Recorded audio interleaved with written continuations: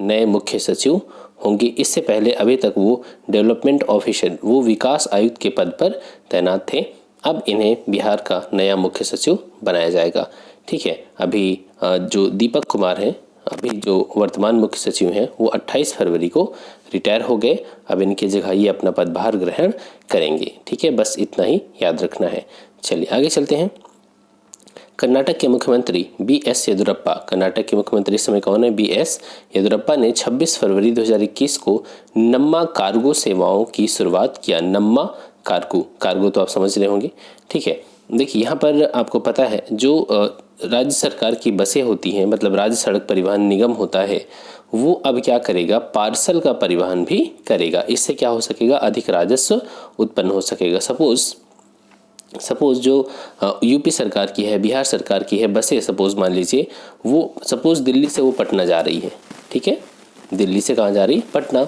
वो राज्य सरकार की तो बस जा ही रही है। अगर ये बस अपने साथ पार्सल को भी ले जाए तो इससे क्या हो सकता है? इसके राजस्व में वृद्धि हो सकती है। सपोज ये फ्लिपकार्ट का ऑर्डर ले जा रहे हैं, ठीक है, हालांकि वो लोग तो दूसरे परिवहन साधनों का प्रयोग करते हैं, लेकिन अगर ये फ्लिपकार्ट, अमेज़न, इनका डाक विभाग, इन सभी का पार्सल ले जाते हैं तो इससे क्या हो सकता है? इनके जो राजस्व है उनमें वृद्धि हो सकेगी।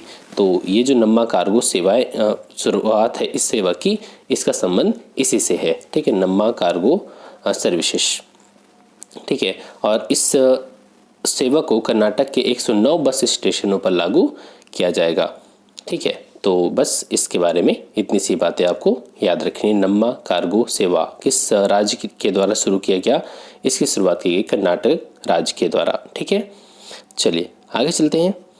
स्टेट ऑफ इन्वायरमेंट रिपोर्ट 2021 के बारे में है। स्टेट ऑफ इन्वायरमेंट रिपोर्ट ये किसके द्वारा जारी किया गया? Centre for science and environment. ठीक है, एक एनजीओ के रूप में काम करता है centre for science and environment Bharat में। ठीक है, इसने 25 फरवरी 2021 को अपनी स्टेट ऑफ इन्वायरमेंट रिपोर्ट 2021 जारी किया। अब इसमें क्या बताया गया है?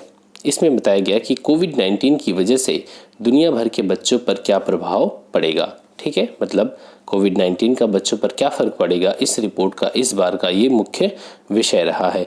ठीक है, इसमें बताया गया कि महामारी जो कोविड-19 है वह दुनिया भर के 375 मिलियन बच्चों को प्रभावित करेगी। आपको पता ही है लॉकडाउन की वजह से लोगों की नौकरी चले जाना, ठीक है, जो डेली वेजेस पे काम करते थे उनकी नौकरी चले जाना।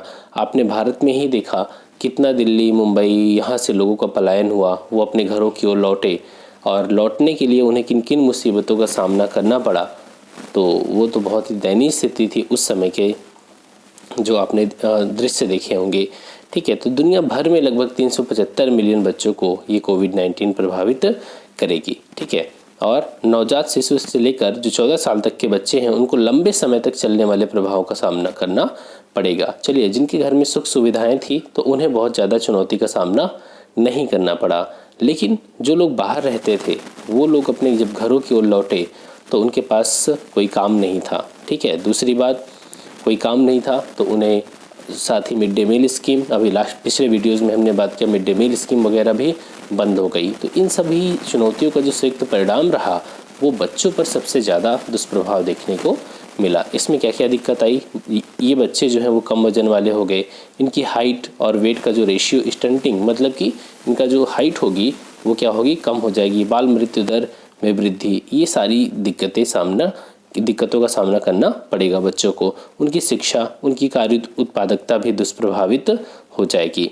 ठीक है, तो यहाँ पर और बताया गया इसमें कि लगभग 500 मिलियन से ज़्यादा बच्चे स्कूल से बाहर हो गए।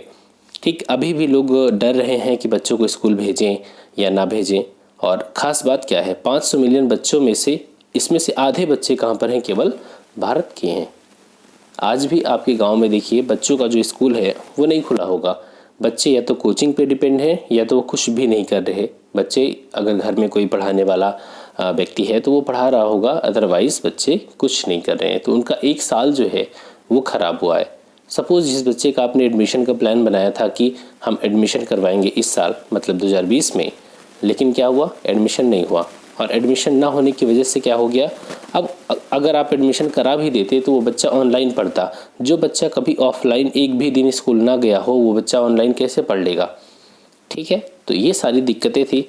और मतलब तो बच्चों की शिक्षा भी काफ़ी हद तक बहुत ज़्यादा दुष्प्रभावित हुई कोविड-19 की वजह से। हालांकि सरकार के द्वारा प्रयास भी किया गया और इसमें क्या बताया गया कि लगभग 115 मिलियन लोग अत्यधिक गरीबी में जा सकते हैं। हालांकि ठीक है, अभी तक उनकी स्थिति ठीक रही होगी, लेकिन कोविड-19 ने क्या किया, उन्हें अत्यधिक गरीबी की स्थिति में धकेल दिया। 115 मिलियन लोग। ठीक है, चलिए आगे चलते हैं। राष्ट्रीय विज्ञान दिवस के बारे में है। हर वर्ष 28 फरवरी को राष्ट्रीय विज्ञान दिवस के रूप में मनाया जाता है। उद्देश्य क्या होता है कि लोगों में विज्ञान के महत्व और इसके अनुप्रयोग का संदेश फैलाना। ठीक है, आगे चलते हैं। महत्व क्या है, क्यों मनाया जाता है, तो हमारे देश के एक भौतिक विज्ञानी रहे हैं सीवी रमन। इनके द्वारा रमन इफेक्ट की खोज किया गया था। इस वजह से इस दिन को विज्ञान दिवस के रूप में मनाया जाता है। याद रखना, सीवी रमन के जन्म दिवस की वजह से नहीं है। ठीक है, इनका जन्म दिवस कुछ अलग है। इन्होंने इस दिन रमन इफेक्ट की खोज किया था, इसलिए इस दिन को मनाया जाता है। इन्हें 1930 में भौतिकी में नोबेल पुरस्कार से भी सम्मानित किया गया था। ठीक है, आप देख सकते हैं इनकी तस्वीर, ये है सीवी रमन और इनके ड्रेस वगैरह से भी आप समझ सकते हैं कि ये साउथ इंडियन रहे होंगे। ठीक है, देख सकते हैं 7 नवंबर 1888 को इनका जन्म हुआ था। 28 फरवरी को नहीं, कहाँ पर, मद्रास प्रेसिडेंसी में। और मद्रास प्रेसिडेंसी का मतलब आज का तमिलनाडु। ठीक है, ब्रिटिश भारत में।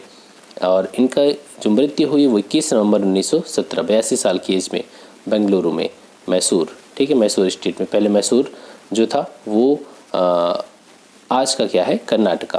पहले मैसूर नाम था कर्नाटक का और आज कर्नाटक है। ठीक है, nationality British subject Republic of India, मतलब कि जब तक ब्रिटिश भारत पर ब्रिटेन का शासन था तो ब्रिटिश इंडिया और आज भारत। और यूनिवर्सिटी ऑफ मद्रास से पढ़ाई किया। Known for Raman effect, Raman effect के लिए इन्हें जाना जाता है। ठीक है, चलिए आगे चलते हैं। इसरो ब्राज़ील के उपग्रह अमेजोनिया 1 को प्रक्षेपित किया। इसरो ने क्या किया कि ब्राज़ील के सैटेलाइट अमेजोनिया 1 को प्रक्षेपित किया। इसरो क्या करता है कि बहुत ही कम कीमत पर, मतलब कि एक किफ़ायती रेट पर दूसरे देशों के सैटेलाइट को लॉन्च कर सकता है, साथ ही विश्वसनीय सेवा भी उपलब्ध करवाता है। हमारे देश में सैटेलाइट लॉन्चिंग के फेल होने के या सफल होने के बहुत ही रेयर उदाहरण है, केवल 2 केसेस हुए हैं अभी तक। ठीक है, तो अब क्या हो रहा है, इससे दूसरे देशों का विश्वास भी हमारी स्पेस एजेंसी पे बढ़ रहा है। इससे क्या होता है, दूसरे देशों के संबंध भी सुधरते हैं। IR में आप इन चीज़ों को ऐड कर सकते हैं। दूसरे देशों के साथ संबंध सुधरते हैं, साथ ही हमारी जो स्पेस एजेंसी है उसके राजस्व में भी वृद्धि होती है, जिससे के बाद वो और ज़्यादा रिसर्च और इनोवेशन आगे कर सकती है। ठीक है, तो इसरो ने 28 फरवरी को श्रीहरिकोटा से PSLV C-51 के जरिए ब्राज़ील के उपग्रह अमेजोनिया 1 और 18 अन्य उपग्रहों को प्रक्षेपित किया। ठीक है, जो अमेजोनिया 1 है वो यहाँ पर देख सकते हैं राष्ट्रीय अंतरिक्ष अनुसंधान संस्थान का ऑप्टिकल अर्थ ऑब्जर्वेशन उपग्रह है। ठीक है, अब यहाँ पर देखें तो यह उपग्रह है अमेजन क्षेत्र में वनों की निगरानी के मौजूद ढांचे को मजबूत करेगा और ब्राज़ील की कृषि विविधता का विश्लेषण करेगा। ध्यान से देखिएगा, ये जो अमेजोनिया 1 नाम रखा गया है, ये अमेजन जो 1 है पूरा ब्राज़ील का, जब आप मैप देखेंगे तो वहाँ पर जो अमेजन रिवर है उसके जो पूरा एरिया है उसको कवर करेगा ये। ठीक है, तो जो वहाँ पर बायोडाइवर्सिटी है, कृषि जैविकता है और वहाँ पर जो वन है उनकी निगरानी करने के लिए इसको लॉन्च किया गया है। ठीक है, चलिए अब शुरू करते हैं। यहाँ पर हमारा MCQs, हाल ही में किसे बिहार का मुख्य सचिव नियुक्त किया गया? विवेक कुमार सिंह, दीपक कुमार, अरुण कुमार सिंह, राकेश कुमार। तो अभी हमने बात किया था कि जो बिहार के नए मुख्य सचिव हैं उनका नाम क्या है? अरुण कुमार सिंह। ठीक है, तो यहाँ पर पहला क्वेश्चन का आंसर क्या हो जाएगा? अरुण कुमार सिंह। ठीक है, दूसरा, हाल ही में किस राज्य ने नम्मा कार्गो सेवाओं की शुरुआत किया? इसके माध्यम से क्या होगा, जो राज्य परिवहन सेवाएं हैं, बसें हैं, वो कार्गो सेवाओं को भी अब संचालित करेंगी, वो सामान भी ढोया करेंगी। तमिलनाडु, केरला, कर्नाटक, तेलंगाना। इसका सही आंसर क्या है? कर्नाटका।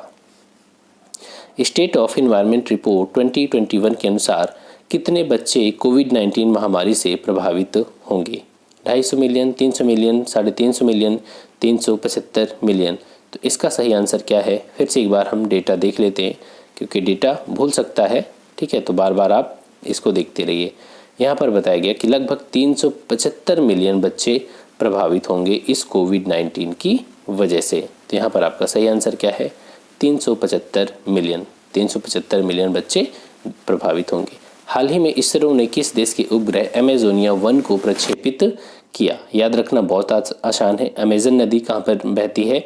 ब्राज़ील में। ठीक है, तो इजराइल, ब्राज़ील, कनाडा, अमेरिका। तो इसका सही आंसर क्या हो जाएगा? ब्राज़ील। आगे चलते हैं। राष्ट्रीय विज्ञान दिवस प्रतिवर्ष कब मनाया जाता है? तो राष्ट्रीय विज्ञान दिवस मनाया जाता है प्रतिवर्ष 28 फरवरी को, रमन इफेक्ट की खोज की वजह से। ठीक है, सीवी रमन, इन्होंने इस इफेक्ट की खोज किया था।